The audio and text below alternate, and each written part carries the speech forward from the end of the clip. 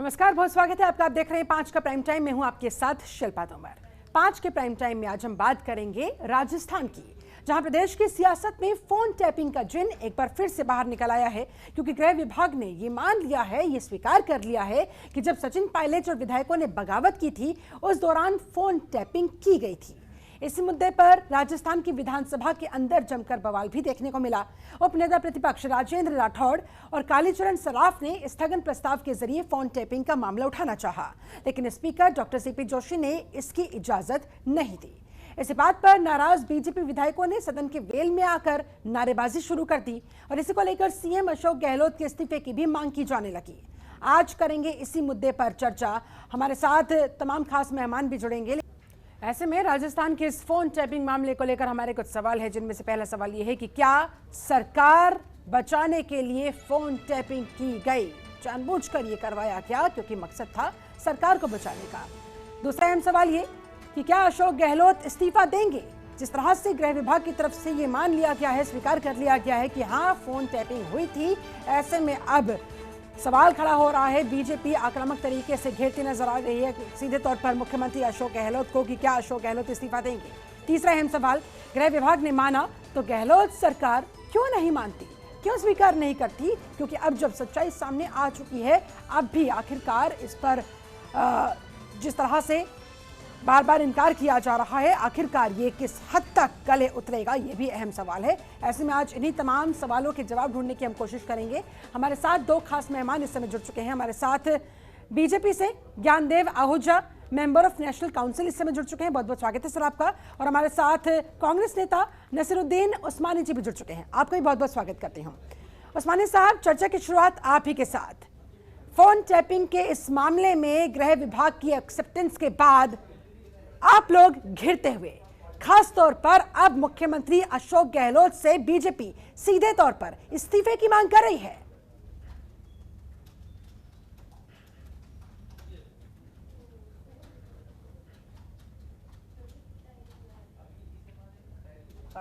जी बोलिए बोलिए, आवाज आ रही है आपकी, बोलिए। हाँ मैम, आई एम ऑडिबल? या you are audible sir, continue yourself. Ma'am, जैसा कि आपने अभी बताया कि राजस्थान सरकार जिस तरह के भाजपा द्वारा जो आरोप लगाए जा रहे हैं, मैं उनको सिरे से नकारता हूँ। विधानसभा की वेबसाइट पर सिर्फ सार्वजनिक तौर पर यह जाहिर किया है कि अभी तक राजस्थान सरकार के द्वारा जितनी भी फोन टैपिंग की गई है, वो इंडियन टेलीग्राफ एक्ट 1885 के सेक्शन 5 के सब सेक्शन 2 के अकॉर्डिंग की गई है और उनकी नवंबर 2020 तक की सारी समीक्षाएं पूर्ण कर दी गई है। उसमें किसी मंत्री, किसी विधायक या किसी विशेष व्यक्ति की फोन टैपिंग या रिकॉर्डिंग या वॉइस सैंपलिंग का किसी भी तरह का कोई नाम नहीं दिया गया है। हाँ। बीजेपी इस चीज को प्रोपोगेंडा बना रही है, इस चीज को इनकेश करके बुलाना चाह रही, पब्लिक का ध्यान भटकाना चाह रही है कि राजस्थान सरकार ने इस तरह की कोई फोन टैपिंग की है। जब जुलाई 2020 की मैं बात बताता हूं, जब राजस्थान सरकार पर इस समय संकट आ रखा था, तब इन्हीं केंद्रीय मंत्रियों गजेंद्र सिंह शेखावत और इनके विधायकों और इनके एक भाजपा नेता के द्वारा जब इस तरह की वॉइस मतलब ऑडियो एक तरह का वायरल हुआ था, तब इन्होंने इसको सिरे से नकार दिया था कि ये टैपिंग जो है, फोन टैपिंग वो फर्जी है, ये इसको एडिटिंग करके बनाया गया है। तो उस समय भाजपा अपने स्टैंड पे नहीं थी, भाजपा कह रही थी कि ये फर्जी है। आज भाजपा कह रही है कि ये फोन टैपिंग हुई है, तो कहाँ भाजपा अपनी जगह स्टैंड क्यों नहीं है? अगर उस समय ऐसा था, अगर फोन टैपिंग की बात थी, तो वो अपनी केंद्रीय मंत्री गजेंद्र सिंह शेखावत जी अपना वॉइस सैंपल क्यों नहीं देने आए? उस समय उन्होंने ये बात क्यों नहीं कही? वो जाते अगर किसी भी तरह के, अगर इनके जैसे कि अपन कहते हैं कि अगर इनकी फोन टैपिंग हुई है, तो कहीं अगर इनका अगर किसी तरह की प्राइवेसी क्या अगर किसी भी तरह का वायलेशन हुआ है, तो प्राइवेसी वायलेशन एक्ट के अकॉर्डिंग इनको जाके ह्यूमन राइट्स पे कंप्लेन करनी चाहिए थी। कंप्लेंट करनी चाहिए थी। ज्ञानदेव आहूजा जी, जवाब दीजिए। साथ ही कांग्रेस का कहना है कि किसी का नाम नहीं बताया गया कि किसकी फोन टैपिंग हुई है, किसकी नहीं। आप लोग जानबूझकर प्रोपेगेंडा चला रहे हैं।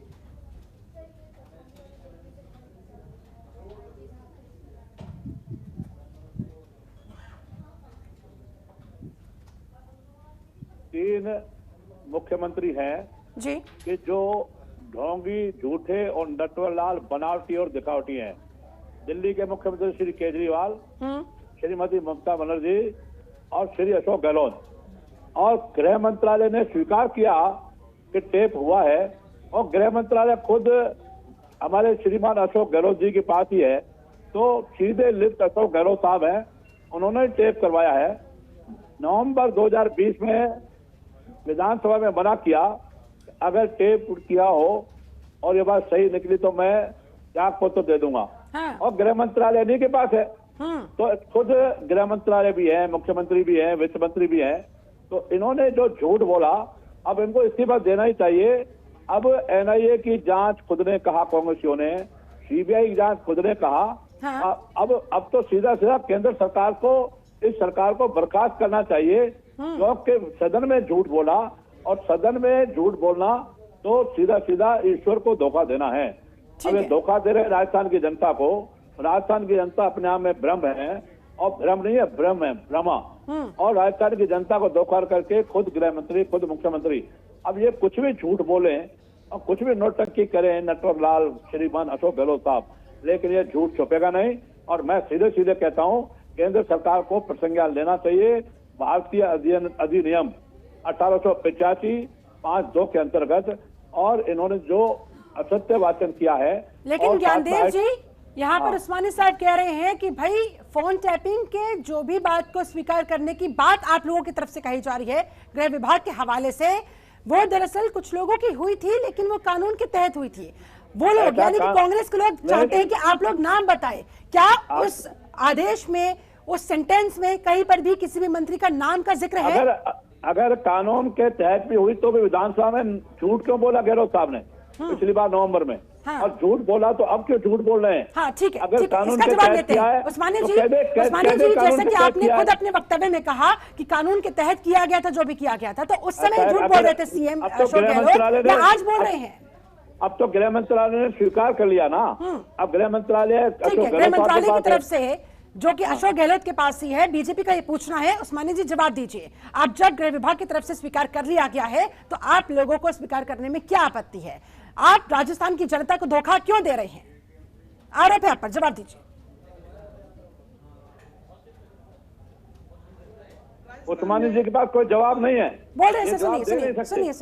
ये जवाब दे नहीं सकते। मध्य प्रदेश की चुनी सरकार को असंवैधानिक तरीके से गिराने का जो नापाक कार्य किया था, ठीक उसी तरह से इन्होंने राजस्थान की संवैधानिक सरकार को, लोकतांत्रिक सरकार को नापाक तरीकों से इन्होंने उसको गिराने की जो साजिश की थी। इनका जो ऑपरेशन लोटस था, जो मुख्यमंत्री श्री अशोक गहलोत जी ने जो नाकामयाब कर दिया, उसकी बौखलाहट है भाजपा की। उस बौखलाहट के कारण ये अनगढ़ बयानबाजी कर और इस तरह का प्रोपेगेंडा रचकर राजस्थान की सरकार। उस्मानी जी, आप मुझे इस बात का जवाब दें कि अगर फोन टैपिंग हुई ही नहीं थी, और अगर हुई थी तो आपके स्टैंड पर यहाँ पर बीजेपी सवाल खड़े कर रही है कि आप उस समय झूठ बोल रहे थे या आज झूठ बोल रहे हैं? यही सवाल तो मैं भाजपा से करने जा रहा हूँ। भाजपा अगर इस बात का जवाब दीजिए। भाजपा जवाब क्या दे? जवाब तो आप दीजिए ना। आपने टेपिंग हुई है, आपके गृह मंत्रालय ने सदन में जवाब दिया है। ये कहना था कि ये वॉइस टैपिंग जो है वो एडिटिंग की गई है, फर्जी वॉइस कॉल है। तब माननीय मुख्यमंत्री महोदय ने कहा था कि अगर ये वॉइस कॉल किसी भी तरह से अगर फर्जी है तो मैं राजनीति से इस्तीफा दे दूंगा। हाँ। आज ये लोग कह रहे हैं कि फोन टैपिंग की गई है, तो पहले तो आप अपनी इस जिम्मेदारी को निभाइए कि अगर आपने किसी भी तरह का राजस्थान सरकार को गिराने का षड्यंत्र किया है तो आपको नैतिकता के आधार पर श्री गजेंद्र सिंह शेखावत जी को इस्तीफा देना चाहिए। अरे उस्मानी जी, हम नहीं गिरा रहे। ज्ञानदेव आहूजा जी कह रहे हैं कि भाई जब से हमारी सरकार बनी है राजस्थान के अंदर, बीजेपी बस इसी कोशिश में लगी हुई है कि किस तरह से तिगड़ा मिला के सरकार को गिरा दिया जाए। और गजेंद्र सिंह शेखावत पर भी ये लोग सवाल उठा रहे हैं कि वो फिर खुद से अपना ऑडियो सैंपल देने के लिए क्यों नहीं आए थे, अगर वो इतने पाक साफ थे। वो कांग्रेस के विधायक गिरा रहे हैं, सरकार तो खुद ही गिरा रहे हैं, बीजेपी नहीं गिरा रही। आप किस तरह विधायकों को 25-30 करोड़ रुपए में खरीदने का कार्य कर रहे हो, और देश में प्रदेश में चुनी हुई संवैधानिक तौर पर चुनी गई लोकतांत्रिक सरकारों को गिराने का जो आपने नंगा नाच कर रखा है, उसको देश पूरी तरह जानता है। तो ये साजिश आपकी नाकाम हो गई राजस्थान में, उसकी आप बौखलाहट। चलिए ठीक, माने साहब एक बार फिर से आप ही के पास आते हुए, आरोप तो यहाँ पर लग रहे हैं, बीजेपी लगातार आक्रामक तरीके से आप लोगों को घेर रही है। ऐसे में अब आगे गृह विभाग की इस रिपोर्ट के बाद, इस एक्सेप्टेंस के बाद किस तरह से आप लोगों की मुश्किलें बढ़ती हुई, कैसे आप इस चैलेंज को स्वीकार करेंगे, कैसे आप वार पलटवार करेंगे? ये स्पष्ट कर दिया है कि नवंबर 2020 तक जितनी भी फोन टैपिंग हुई है वो एज पर लॉ हुई है। सब लॉफुल तरीके से सारी टैप रिकॉर्डिंग हुई है। किसी भी तरह अनलॉफुल कुछ भी नहीं हुआ है। किसी भी तरह का कोई कथित ऑडियो वीडियो रिकॉर्डिंग नहीं हुई है किसी भी तरह से, जिसको बीजेपी ये आज की डेट में प्रोपेगेंडा बना रही है। तो उस समय ये बात स्वीकार क्यों नहीं की गई? फोन टैपिंग की बात उस समय आप लोगों ने क्यों नहीं मानी थी? देखिए, मैं आज भी राजस्थान सरकार ने जो राजस्थान विधानसभा की वेबसाइट पे इस तरह का स्पष्टीकरण दिया है, उसमें किसी मंत्री, किसी विधायक या किसी विशेष व्यक्ति का नाम नहीं है जिसको लेके आज बीजेपी प्रोपेगेंडा खड़ा कर रही है। राज्य सरकार ने अपने ओर से ये स्पष्ट, लेकिन गृह विभाग तो आप ही के पास है ना, अशोक गहलोत के पास है गृह विभाग।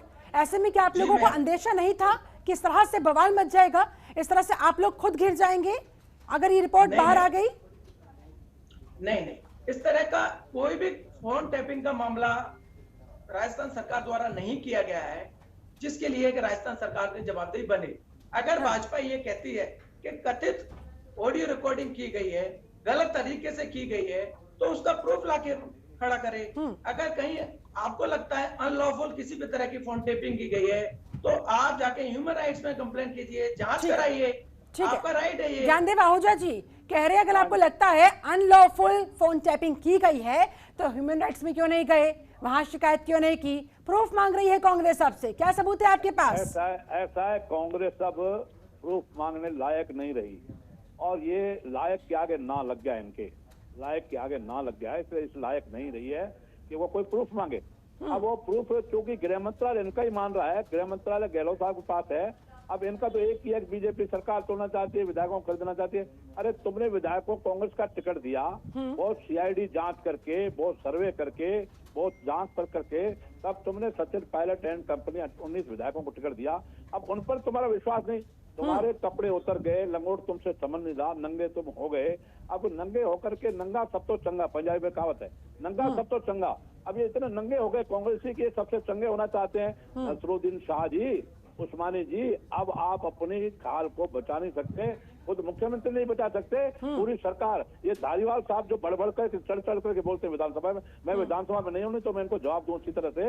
निश्चित रूप से अब आप लोग बिल्कुल नैक्ड हो चुके हो, जवाब देने लायक नहीं हो। अब तो केंद्र सरकार को प्रसंज्ञान लेके सीधा इनको बर्खास्त करना चाहिए। नो एनआईए जांच, नो कुल मिलाकर उस्मानी जी बार बार बीजेपी इसी बात को पिन पॉइंट कर रही है कि भाई जब से आप लोगों की सरकार वहां पर बनी है, आप लोगों से राज्य संभाल ही नहीं रहा, आप लोगों से अपनी सरकार संभाल ही नहीं रही। गुटबाजी जिस तरह से कांग्रेस की आए दिन देखने को मिलती है वो आपके हाईकमान से कंट्रोल नहीं हो रही है, और उसके बाद फिर आरोप आप लोगों की तरफ से बीजेपी पर लगाए जा रहे हैं। आज आपकी पोल खुली है इसलिए आप लोग इतना बौखला रहे हैं।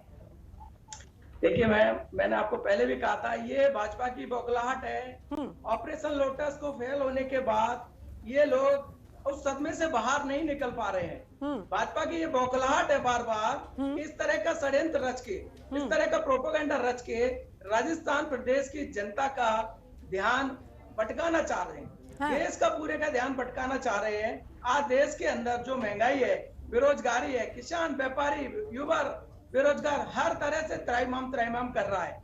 आज इन मुद्दों पर ये बात नहीं करते, बात करते हैं इस तरह की प्रोपेगेंडा रचने की। आज आपके सामने हकीकत आपके सामने है।